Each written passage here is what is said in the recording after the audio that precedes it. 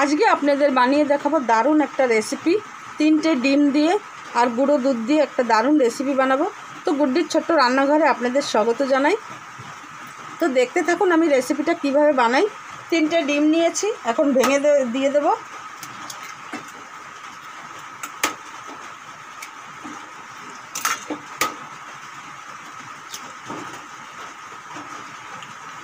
স্বাদ মতো নুন দিয়ে দেব। এখন ভালো করে এই ডিমগুলো ফেটে নেব।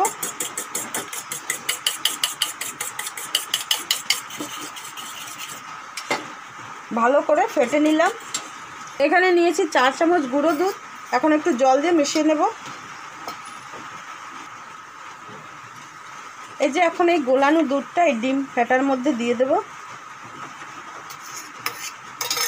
এগুলো ভালো করে মিক্স করে নেব।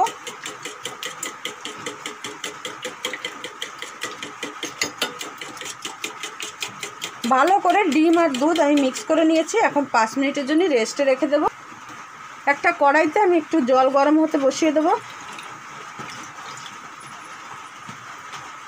চাপা দিয়ে দেবো, তাড়াতাড়ি জলটা গরম হয়ে যাবে।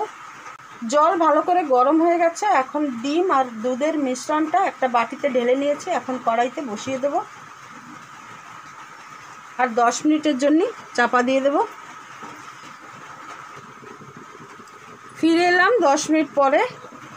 এই দেখুন কত সুন্দর ফুলে গেছে।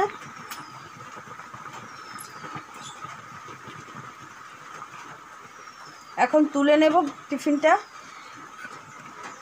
এই দেখুন কত সুন্দর একটা রেসিপি। আপনারাও বাড়িতে এরকমভাবে বানিয়ে খেয়ে দেখবেন। একবার কেটেও দেখাচ্ছি। এই দেখুন একদম নরম, কি সুন্দরভাবে কেটে যাচ্ছে। এই যে